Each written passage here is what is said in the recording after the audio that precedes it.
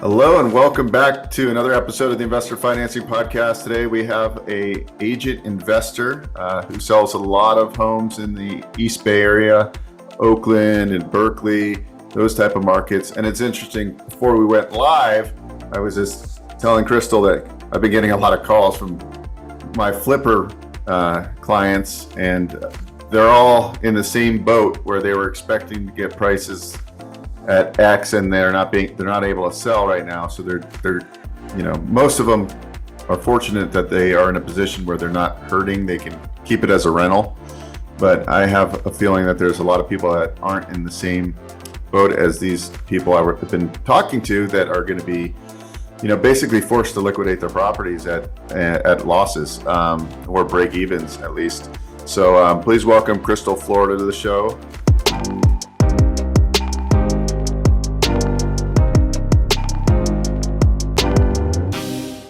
Thanks, Beau. All right. Yeah, great to have you. So we've known each other for many years. I think we went to the same high school. No. No. We go way back to my first year, like almost 10 years ago. Okay. YPN at CCAR. That's right. All right. So I'm also a California real estate broker. I'm a Nevada salesperson. I don't really sell real estate that often anymore, but actually when I was selling real estate, what I liked about it is that I would go and walk properties like every day, and you really understand real estate at a high level. Now that I sit behind my desk all day, I don't get that same, you really don't understand values until you're out there and seeing the market and you're walking properties and you're checking out floor plans. And so I've kind of lost that. And now that I'm here in Las Vegas for the 3 years and I have my license, and now I'm getting eager to buy some more properties around here because our median price has come down 50 grand in the last 3 months or so. It's a tremendous opportunity, I think, right now for investors to get back in the saddle, and I think strategies will definitely change. You got to be a lot pickier on what you're buying. A lot of my investor clients that are in the Oakland area specific, I see them losing on deals. I did a loan for a guy, Discovery Bay and Oakley. He lost a little bit on both those deals recently. I got another call from a friend that was at our meetup. He had an Oakland deal, and he was going to lose 150 grand on it. And he's done like 30, 40 flips in the last 4 years. He does volume.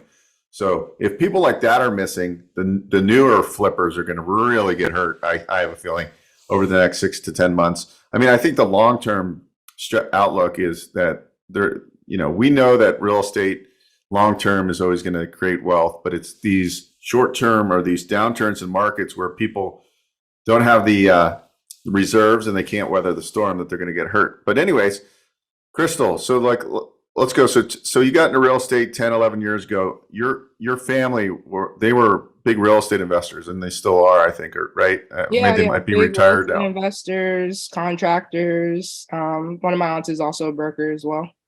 Yeah. So what was your first? So when you got your license, this was 10 years ago or so, right? Yeah. So 10 years ago. So you always knew you went to college. You got a bachelor's degree. I think Yeah, I went to UC Irvine, got my degree. Literally got licensed about 6 months after graduating college. You played sports in college? I played basketball at junior college, Las Positas in Livermore. And then just for fun, intramurals at Irvine. So you get into real estate and you already have a good foundation, and you start really kind of growing your business. I've been watching you just growing, and then like over the last 5 years, you started your team, right? And then now you have, what does your team look like today? So now I have 2 admin on my team, and then I have 6 agents on my team. Wow. Yeah. That's pretty cool. And now you're at Compass, right? Yeah, we're at Compass the last 4 years. Okay, cool. So it's interesting. What made you decide to grow a team? Did you just like a lot of new people reached out and you're like, well, there's an opportunity? I think the one thing I didn't like about real estate is if you don't treat it as a business, it'll never be a business. It'll always be transaction based. And the way I see you doing it now is like you're building a team and a legacy. Is that kind of like the mindset why you started to grow the team?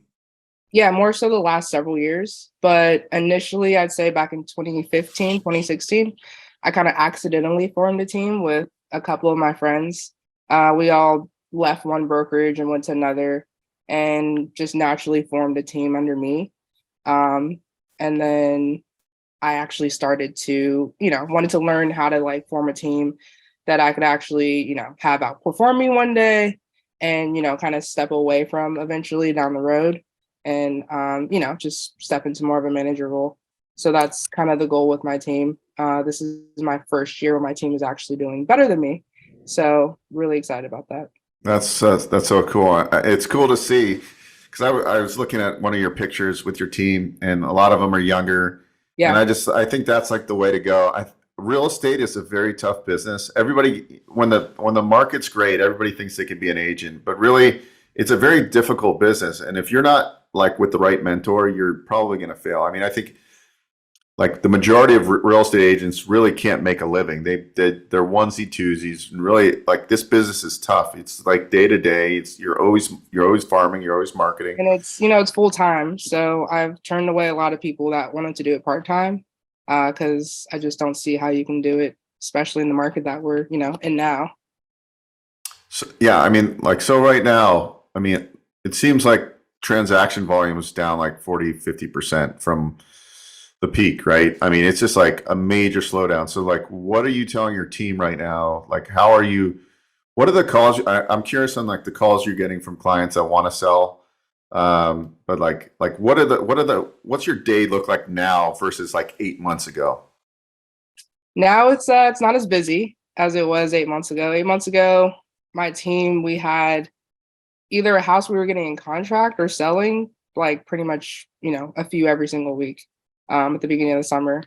Now we're just trying to get our buyers back into the market. We're spending a lot more time, calling our buyers, giving them data, trying to give hope to some of our sellers. This year worked with a few new flippers, and unfortunately, it sucks that it's their first, times flipping because they happened to get in the market when it, shifted and went down for once. So, getting them to figure out, does it make more sense to take a loss now, or does it make more sense to, hold on to your property and keep it as a rental for, a year or two? Because there could be some, advantages, especially tax wise for that. So that's mainly what I'm dealing with. I do work with more sellers than buyers, I would say. So I'm still working on preparing some of my listings to the market. So every day I'm doing some sort of, I feel, project management for at least one or two of my listings. So a lot of the when you're listing, you're doing a lot of like people come to you because are you helping them to get it ready? Meaning like you're helping them find painters and handymen and contractors. Them find vendors. I like to refer, a few different vendors to clients. And, just help them oversee things. I've had a couple clients that were, out of state. So I'm there, their feet on the ground here, helping them get things done. What are you doing differently right now for like what are you telling your team like how to position to like, get more business, right? Like right now, in my mind, there's a lot of people that are going to just like, give up, right? They're newer agents and they're going to go, I can't make it in this business. But I mean, what would you be telling, or what are you telling your team? I think now more than ever is the time to put gasoline on everything, right? Yeah. You push harder than ever because as people get out of the business and they're like, they lost their hope and they're like, oh, it's not for me, right? But right now is a time where you can really get market share, I think. Yeah, I mean, I'm trying to get my team to not give up and not get comfortable because it's the holidays. This is the time of the year I've always worked. I've always been negotiating a transaction on or around the holidays. And we just did that this past week for Thanksgiving. We got 3 in contract around the holiday. So, I make sure we usually have like 5 to 8 open houses every weekend. So making sure my team is out there doing open houses.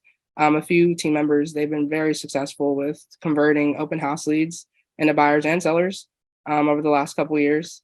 A couple of my team members, they're door knocking as long as the weather permits, and it's usually sunny here. There's no excuse to not be able to door knock. Farming, we have a couple farms going, and just getting out and being present in front of your sphere. I mean, I'm not really trying to reinvent the wheel. It's really that simple. It's just getting in front of the people that you know, whether it's going to events, just checking in on people. A lot of people have been sick recently. I'm just getting over a cold myself. And going to networking events like your meetups that you host, hosting our own events, and being active on social media. That's also a big thing that I try to have, like a quarterly competition with my team. Whoever posts the most, I'm rewarding them somehow. One team member got an iPad earlier this year for posting the most, in a quarter.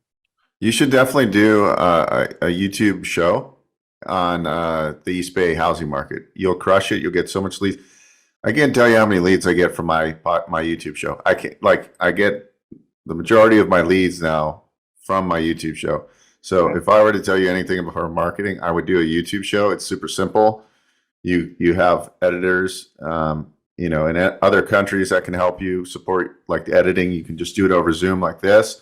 There's Right. other software where you can do it a little bit more professionally if you want to, but people will find you and they will list. They will become the buyers for your team, and people need really good like advice. Even like a guy here in Vegas does a really good YouTube channel just on the Las Vegas housing market, and he crushes it. Like tons of business because of that. Because people go to his YouTube channel when he does his monthly posts about like inventory, Right. what's the median price doing, what's like going on. People come to that, and like if you just did that for the Oakland East Bay market, I can guarantee you, if you stayed consistent with your team and yourself would get so much deals.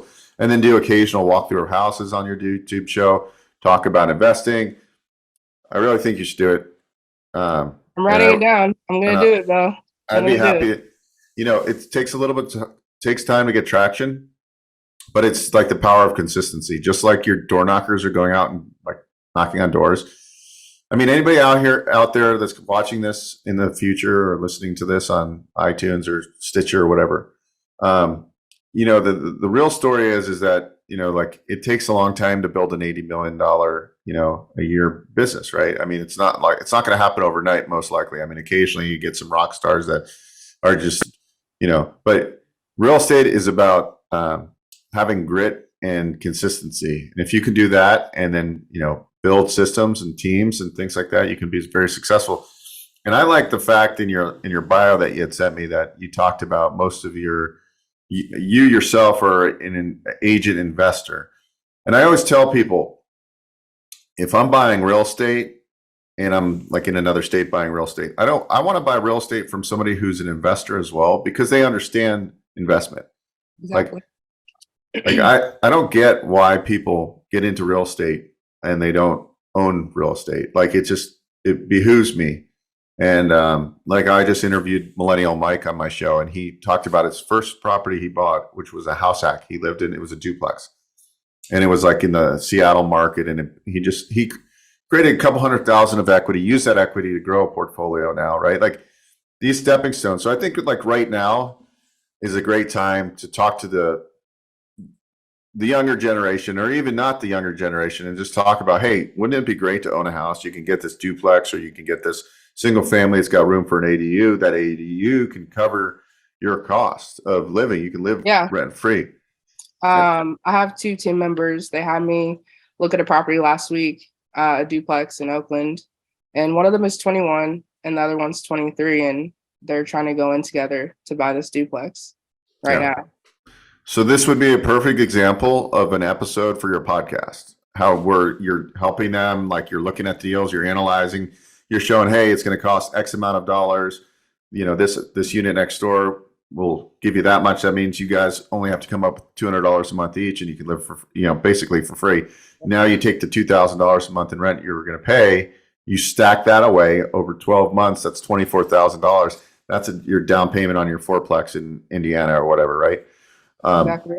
So I think that if you did that with your channel, I think that'd be cool. And then also what it would do is teach the the up and coming real estate agents, like, hey, here's my plan, right? Like you go and buy your first house hack, and then you live there for a couple of years, and you go do another. You don't necessarily need to go and flip properties, right? You can do it very systematically to create wealth. And I think like if I could go back to my 20-year-old version of me when I got into the lending business, like if I had just understood these principles, I would be so far ahead today, right? Like, so I think it's our job to teach the younger guys and gals, like do this, because Exactly. over Learn from time all you're gonna, mistakes. yeah, Yeah. you're gonna stack. So what are you seeing like right now? Like I don't know if you have your like idea, like what's what's the inventory at? Like let's if we just look at Oakland, like is there a lot more inventory on the market right now? What have the prices actually No, come down? inventory is actually down. Um, every time the rates drop and go up, like we see something different each week in our market. So the last like week or two, we've seen rates come down. I have a listing in Oakland that I put on right before Thanksgiving, and we actually have offers due today at noon, and I'm expecting like 4 to 5 offers on that listing. That happens to be a single family with a legal in-law unit. So I think that's really beneficial for people, dealing with higher rates right now. Because, when I bought my house, my mortgage is only $3,000 a month. You can't get a $3,000 a month mortgage anymore. The average mortgage is like $6,000 to $7,000 a month, and that's just a lot for anyone to take on, even if you can afford it. Well, So yeah, that's because your average purchase price is in the East Bay is so high, right? Like yeah, you're, it's closer to a million now, our yeah, average. So for this particular property, it is really beneficial for your average buyer who's looking for some supplemental income to help, cover that $6,000 to $7,000 a month, mortgage payment.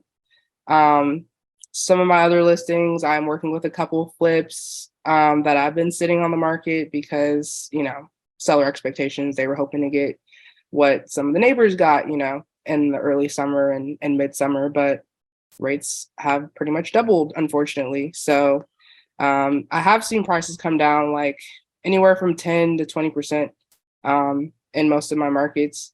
Um, there are some, unique properties that I'm seeing holding their value, like the single family with ADU that I was just talking about. That actually hasn't really come down. I've been looking at comps over the last year, and it's about stagnant for that market. But yeah, I mean, overall, I have seen like that, 15 to 20% decline, unfortunately, especially like in Berkeley. yeah. I mean, that's pretty much they're giving back what COVID did, right? Yeah, I COVID, mean, COVID, a lot of houses went up 30-40% just in the last, 2 years. So it's not that big of a deal if if you've at least owned your home for at least 2 or 3 years, that you lost some of that massive equity that you gained in the last couple of years. yeah, yeah. I think we're the people that are getting hurt are the flippers that they thought it was easy money, right? And I was in real estate for the 2007, 8, 9, 10, right? Like that was pretty painful because I didn't understand real estate. I mean, that was devastating. I mean, our downturn's not going to be nearly as devastating as that downturn because most the home equity is way bigger. We don't have the same kind of loans that were. I mean, those loans were anybody could. I was going out buying second investment properties, and I could get 100% financing back then on Yeah, you investment can't do property that at all. It's much without harder. qualifying, qualifying from an income standpoint. It was all stated income. So at least now, like the guidelines a little trickier. I think where people are getting hurt is like the fix and flip money was pretty liberal. Like they would do 90% of purchase and 100% of repair costs. We're still doing that today. And the problem is when you get a 10 or 15 or 20% decline, your ARV goes from 1.2 million down to like 950 or whatever. That's all your equity, and then you're going to lose some money on that type of transaction. So it's a hard, like your flippers that you're dealing with right now that were new in the market. They're all excited and see the unfortunate thing is that they might get such a bad taste in their mouth that they'll never want to do a deal again. But Yeah, really, sadly, I have a couple of those. Like these are their first flips this year, unfortunately. what I would tell people is, listen, like it's okay. I mean, I've lost money on deals. Yeah, I, same. yeah. I mean, like the reality of it is that it's going to happen. I mean, the problem is if you put all your money into this one flip and you lost all your money, it's devastating. But Real estate's very forgiving. If you can weather storms, you can survive, right? Like there's always problems, especially when you're buying properties out of state and you don't actually go and look at them. And like you just, I still to this day, like I bought a duplex and, I thought the roof was good, but little did I know it started raining. And of course the roof's not good, but I wasn't there to like do my normal due diligence. So you got to be careful if you're buying local, if you're buying out of state. Where do you like to invest? Are you mostly invest locally? Or are you? I'm actually all invested locally now, but one of your meetups inspired me to invest in Austin, Texas, several years ago. I had a duplex there, but I sold that to Did you buy. make did you make money on it? Not really. If you would have held Um, it a little longer, you would have, right? yes, yes. But it worked out. Like I didn't lose money. Yeah. I made like 20 to 30 grand, which isn't horrible, but that's really nothing compared to like what I've made, in the Bay Area market. Um, but it was like the easiest property I've ever had, though. I didn't have to do anything. I did go out there for my inspections, and the previous owner, he did a lot of work himself and well. So when I say like maintenance wise, all I did was put like $300 into that property the whole 2 years that I owned it. Like literally, that was it. So that was nice. But it's interesting rent control laws. How What it what goes there.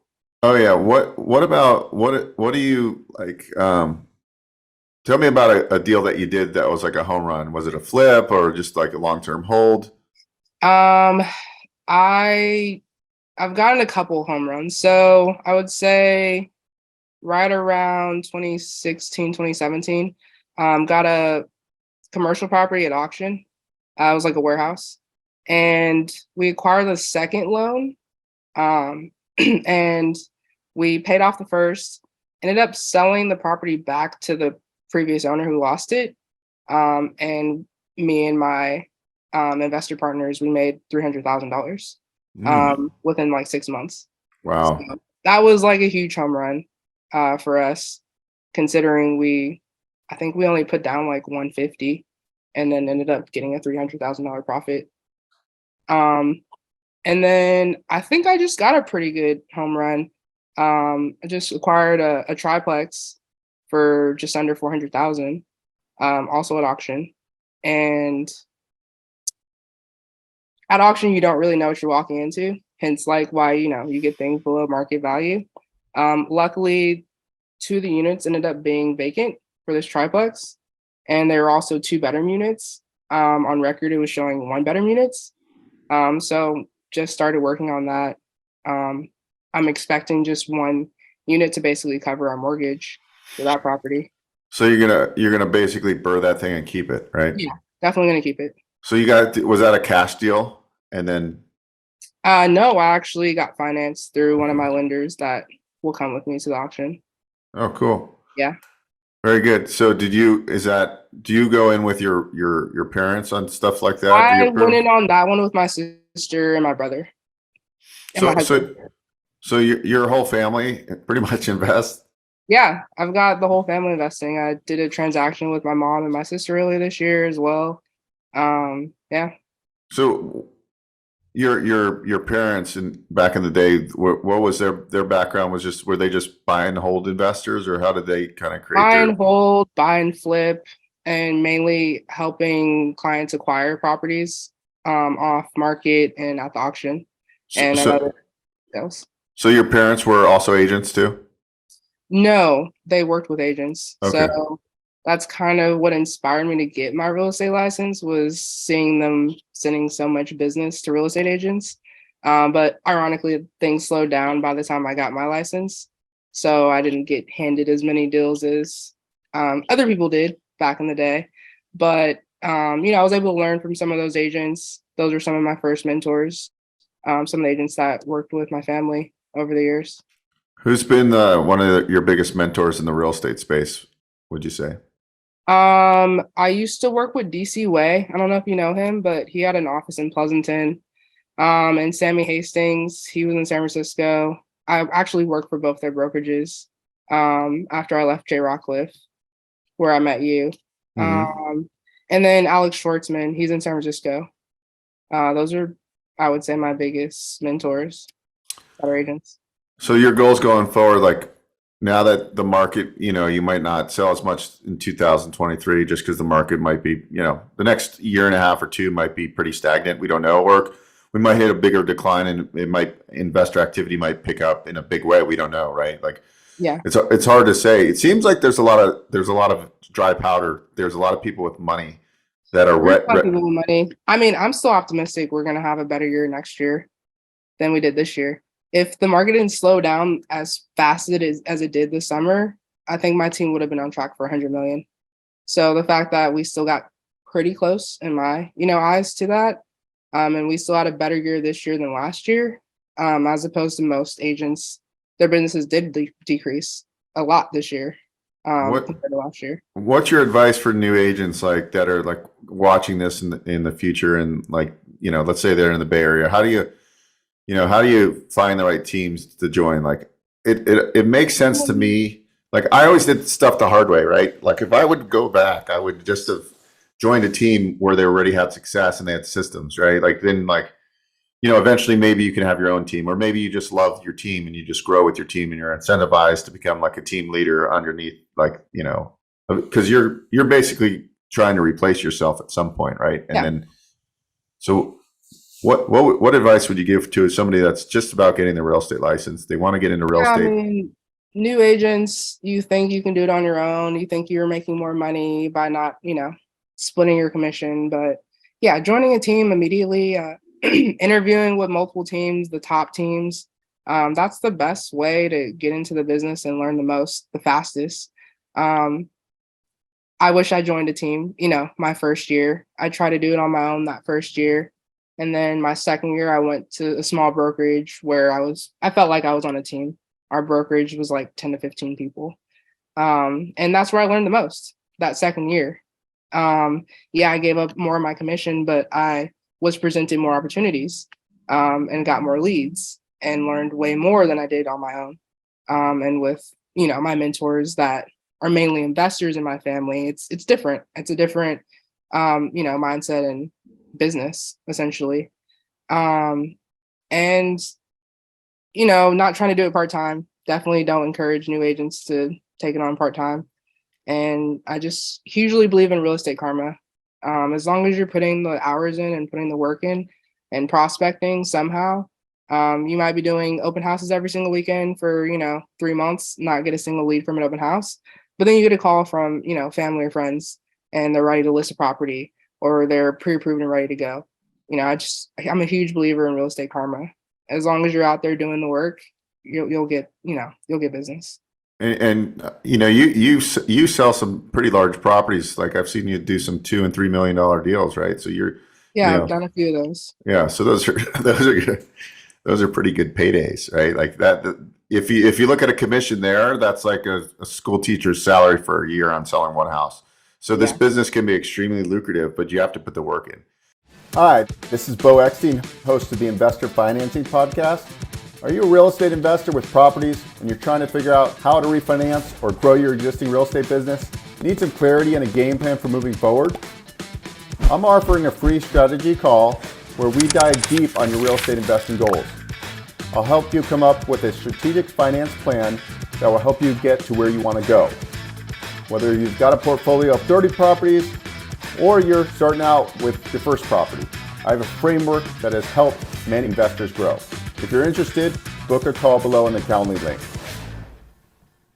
What are your goals for yourself personally, like from an investment standpoint? What are your plans? Are you just gonna like duplexes, fourplexes kind of thing?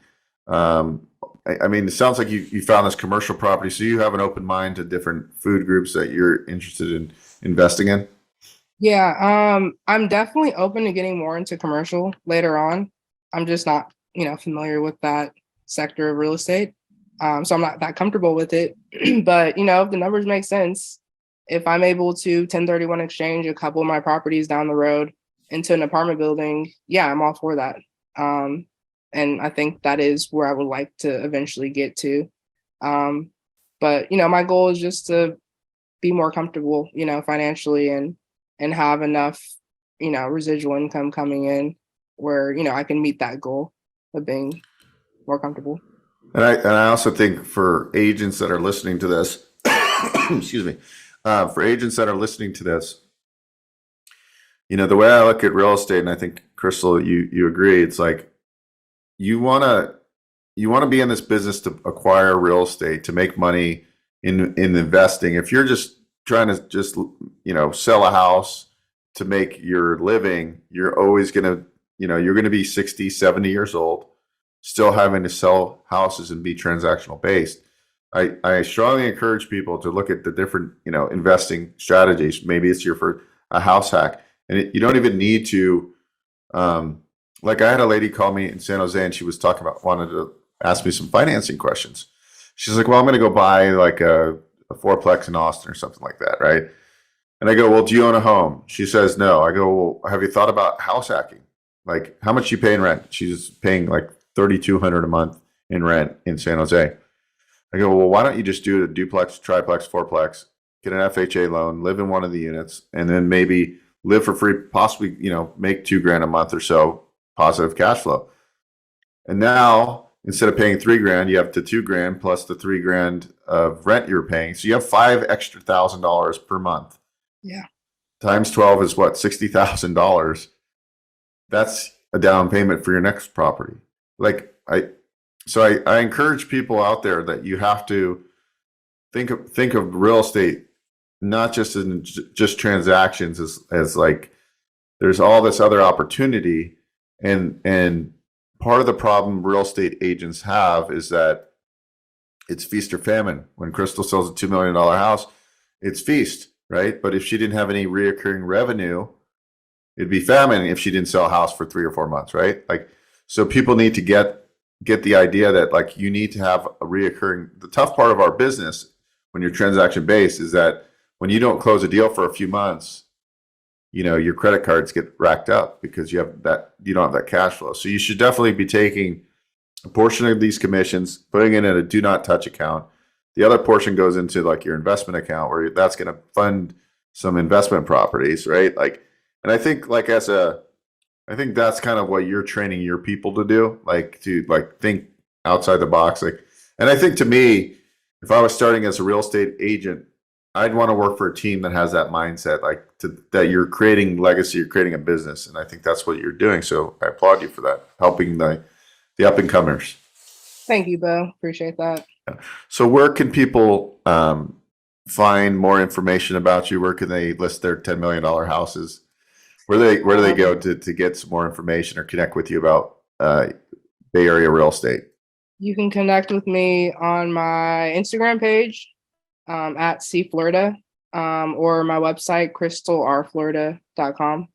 But it's pretty easy to Google me, just Crystal Florida real estate. I'll pop up. Well, thank you so much for spending some time with us on the podcast. And you did very well and gave us some good insight on the market and people out there in the Bay Area. Just hold tight. It'll work itself out in the next 6 to 12 months and just weather the storm. And maybe if you're planning on flipping, maybe you turn it into a furnished midterm rental and you can break even or cash flow a little bit. And when the time's right, you can then list the property when everybody's right. The media screws with people because everybody's scared now. Yeah. And it's like, well, when people are scared is the time you make creative offers and you make deals happen. So that's the way I look at it. So anyways, thanks so much, Crystal, for joining us.